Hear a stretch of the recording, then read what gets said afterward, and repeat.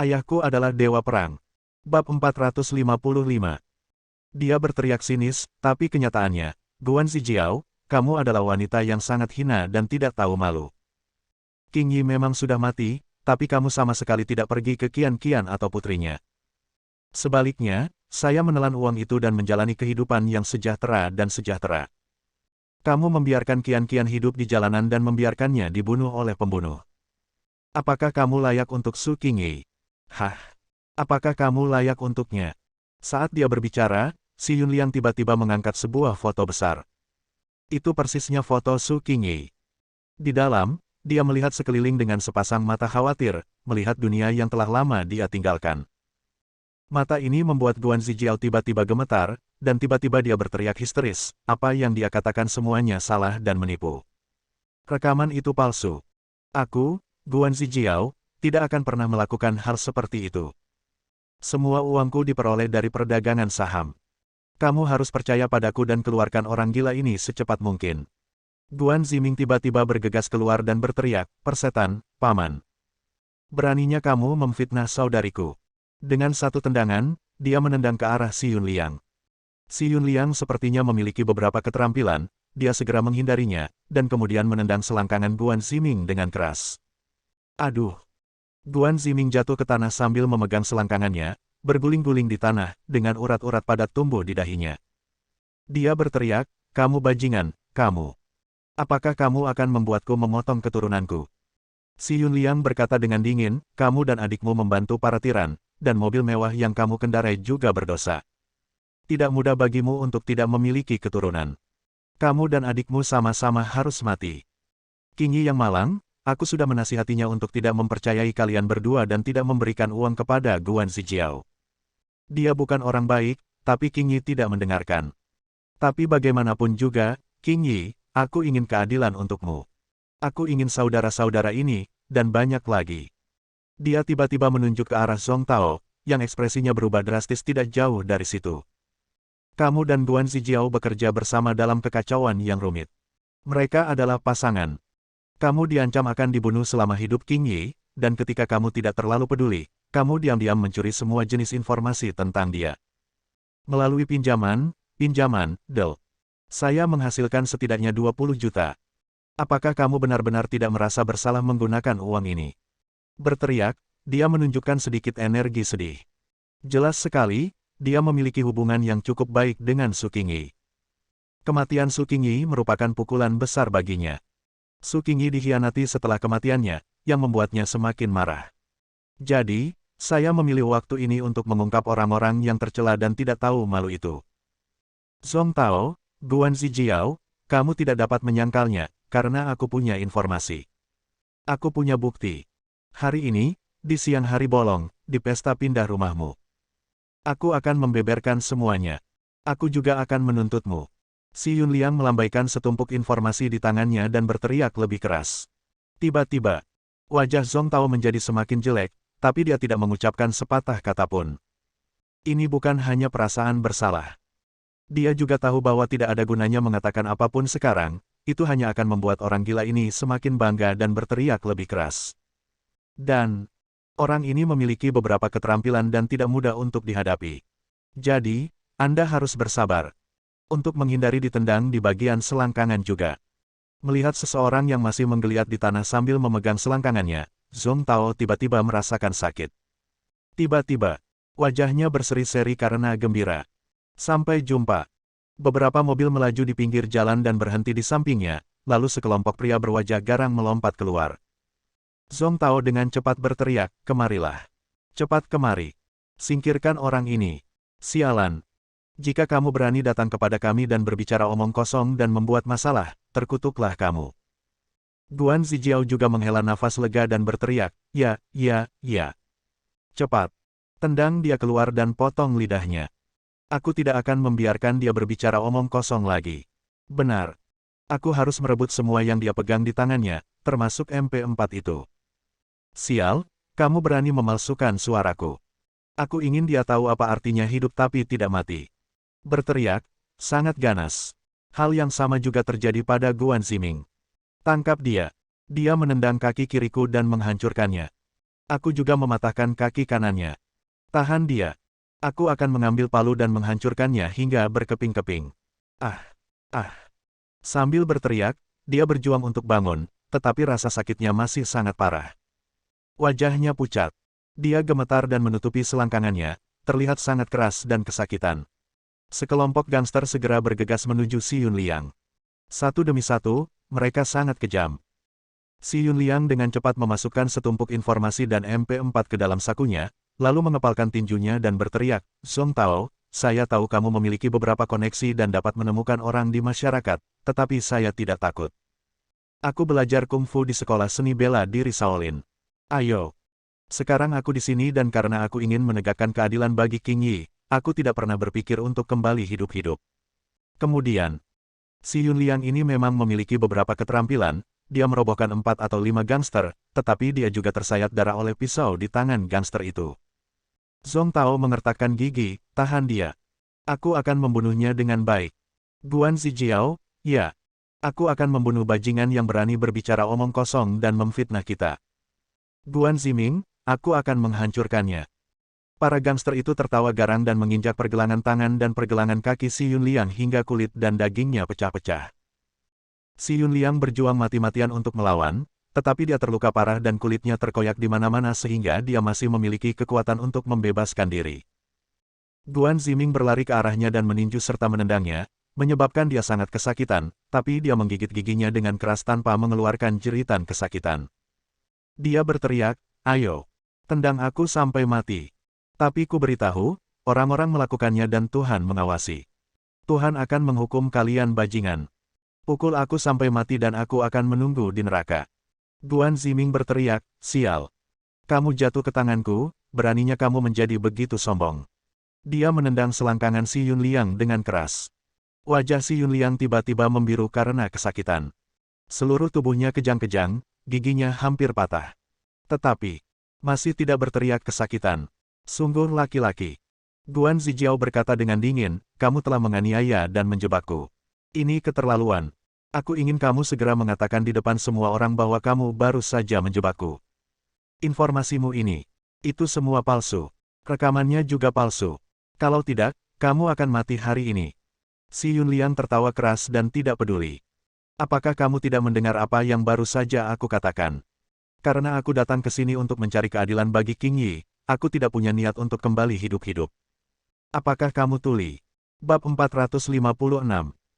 Si Yunliang, yang muncul entah dari mana dan ingin mencari keadilan bagi Su Qingyi, tidak hanya mengucapkan kata-kata ini dengan tegas seperti besi. Orang-orang juga tampak sangat keras kepala. "Tidak apa-apa." Guan Ziming berkata sambil tersenyum gelap, "Aku hanya ingin melihat seberapa keras dirimu. Jangan menjadi pahlawan saat ini, dan selanjutnya berubah menjadi beruang." Saat dia mengatakan itu, dia menendang selangkangan Si Yunliang dengan keras lagi. Tendangannya jauh lebih keras dari yang tadi. Tiba-tiba, Si Yunliang akhirnya tidak bisa menahannya dan mengerang kesakitan. Tiba-tiba mengertakkan giginya. Gusinya pecah. Darah muncrat dari mulut. Pembuluh darah di dahiku. Tendon tebal di leherku. Semuanya meledak. Tapi dia tetap tidak mengucapkan sepatah kata pun, hanya menatap Guan Ziming dengan mata penuh kebencian dan mengeluarkan suara penuh kebencian. "Kau tunggu aku. Aku tidak akan membiarkanmu pergi. Aku akan benar-benar menendang bolamu hingga berkeping-keping." Guan Zijiao tiba-tiba berkata dengan murung, "Ziming, ambilkan aku sepanci air panas." Guan Ziming juga tertawa sinis. Dia, yang bekerja berkolusi dengan saudara perempuannya, secara alami memahami sesuatu dan segera pergi mengambil botol air panas dan menyerahkannya kepada Guan Zijiao. "Kak, ini sudah penuh, dan semuanya baru diseduh." Guan Zijiao membuka sumbatnya, dan memang penuh. Uap yang keluar membuat wajahnya sakit. Dia tertawa sinis dan perlahan berkata dengan dingin kepada Si Yunliang, yang anggota tubuhnya masih diinjak-injak oleh beberapa preman. Tidak peduli seberapa keras dia melawan dan berjuang, dia tidak dapat melepaskan diri. "Sekarang, tahukah kamu apa yang saya inginkan melakukan?" Tidak perlu menjawab. Sebenarnya wanita ini sangat kejam. Goyangkan pegangannya sedikit. Tiba-tiba, 2 atau 3 tetes air panas mendidih jatuh dari semburan uap. Tiba-tiba, itu jatuh di hati Si Yunliang yang terluka. Tiba-tiba, Si Yunliang tiba-tiba mengejang dan hampir menjerit. Dia memandangi semburan hitam yang mengepul dan mau tidak mau menunjukkan sedikit rasa takut. Guan Zijiao memandangnya dengan bangga dan berkata dengan penuh keganasan, "Jika Anda berakal sehat, lakukan saja apa yang saya katakan. Kembalikan reputasi saya di depan semua orang. Kamu bilang kamu menjebakku. Tunjukkan padaku apa yang disebut bukti dan semua video palsu. Kalau tidak, aku akan membakarmu sampai mati di sini hari ini." Si Yunliang menggelengkan kepalanya dan tersenyum menghina, "Idiot. Apa menurutmu aku tipe orang yang bisa diancam olehmu? Jika ya, aku tidak akan berada di sini hari ini. Jangan terlalu memikirkannya. Karena aku tidak bisa melawanmu, aku bisa membunuh atau memenggal kepalamu. Jika aku mati, aku akan pergi ke dunia bawah, menemukan jiwa Su Qingyi, dan menyeretnya untuk menemukanmu bajingan." Pembalasan dendam. Saat dia berbicara, suaranya dipenuhi kesedihan. Guan Zijiao tersenyum dingin, "Oke. Kalau begitu aku akan mengirimmu ke neraka untuk mencari Su Qingyi dan melihat apakah kamu dapat menemukannya." Dia segera menuangkan botol air panas. Aliran besar air panas mengalir deras. Tiba-tiba, benda itu jatuh ke dada si Yunliang. Tiba-tiba, dia sangat kepanasan hingga dia berteriak. Tidak peduli seberapa parah dia dipukuli sebelumnya, dia hampir tidak mengeluarkan suara. Tetapi, kekuatan air mendidih ini terlalu kuat, apalagi ada juga luka di sekujur dadanya. Air panas mengalir ke lukanya, yang sangat menyayat hati. Dalam sekejap, si Yunliang melompat-lompat seperti ikan yang baru saja melompat ke pantai, tetapi keempat pria besar itu menginjak pergelangan tangan dan pergelangan kakinya begitu keras sehingga dia tidak mungkin bisa melepaskan diri. Bahkan, karena putarannya terlalu kuat, terjadi beberapa klik. Pergelangan tangan dan pergelangan kakinya mengalami dislokasi. Dan air mendidih. Itu terus mengalir ke dadanya, dan bahkan perlahan meluas ke atas, dan segera mencapai bagian bawah lehernya. Dada dan lehernya menjadi merah darah, yang sangat menakutkan. Guan Zijiao berkata dengan bangga, "Aku memberimu kesempatan sekarang. Ini adalah kesempatan terakhir. Kamu benar-benar harus menghargainya." Dia menarik ceratnya sedikit ke belakang, dan air mendidih berhenti menetes. "Cepat berjanji padaku, kalau tidak, aku masih punya setengah panci air mendidih di sini. Jika kamu tidak setuju, itu akan dituangkan ke wajahmu. Bahkan jika kamu tidak mati, kamu akan menjadi monster jelek. Hidupmu benar-benar hancur.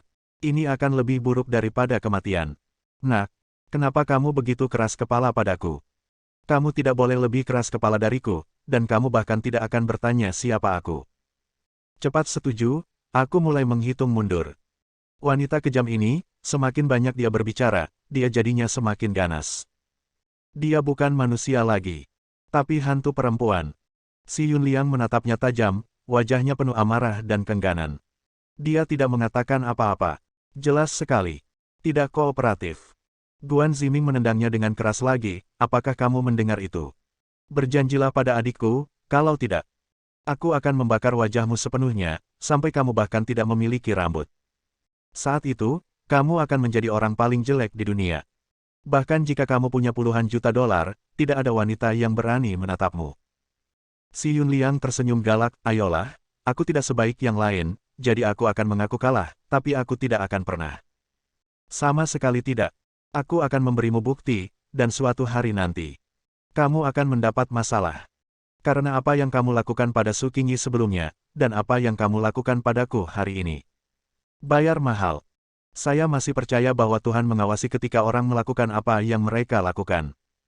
Saya masih percaya, keadilan tidak pernah hilang, hanya akan terlambat. Itu akan datang cepat atau lambat." Berteriak sampai akhir. Ini hampir membuat tenggorokanku tercekat. Itu omong kosong. Guan Zijiao mencibir dan berkata, "Kalau begitu aku tidak akan melafalkan 321 bersamamu. Jika aku tidak sopan padamu, nak, pergilah ke neraka." Selesai. Tiba-tiba dia menuangkan pancinya. Langsung, air mendidih di dalamnya dituangkan ke bawah. Dia hendak menerkam wajah si Yunliang. Bahkan, Guan Zijiao juga mengangkat ketel tinggi-tinggi, dengan ekspresi kejam di wajahnya. Pada saat ini, sebuah baskom plastik tiba-tiba mengalir deras. Dia benar-benar menangkap air mendidih ketika jaraknya kurang dari 20 cm dari wajah si Yunliang. Pada saat yang sama, sesosok juga bergegas mendekat. "Ulurkan tanganmu." Dia mengambil baskom plastik dan menuangkan semua air mendidih ke dalamnya. Wajah orang itu dipenuhi dengan kemarahan yang mengerikan. Melihat setengah baskom berisi air panas yang bergelombang, dia menunjukkan senyuman yang sangat jahat kepada Guan Zijiao, yang membuat wanita kejam itu takut sampai gemetar. Dia bertanya dengan rasa takut, apa yang ingin kamu lakukan? Berikutnya, bunga di depan mataku. Merasakan rasa dingin di dasar tenggorokanku, aku menunduk. Tiba-tiba kaget. Ternyata, Guan Qianjun telah mengulurkan tangan, meraih kerah bajunya, dan menariknya dengan kuat. Hal ini membuat Guan Zijiao sangat ketakutan sehingga dia berteriak, dasar gangster. Dia mengira Guan Qianjun akan melakukan sesuatu padanya saat itu juga. Tapi kemudian, dia menjerit sangat melengking. Guan Qianjun sebenarnya menuangkan setengah baskom berisi air mendidih ke kerah bajunya. Seperti menuangkannya ke dalam tong. Meskipun air mendidih menjadi dingin dengan cepat setelah dikeluarkan dari ketel, suhunya tetap harus minimal 70 atau 80 derajat. Tiba-tiba, cuacanya sangat panas sehingga Guan Zijiao melompat dan mengeluarkan jeritan yang melengking. Bersambung.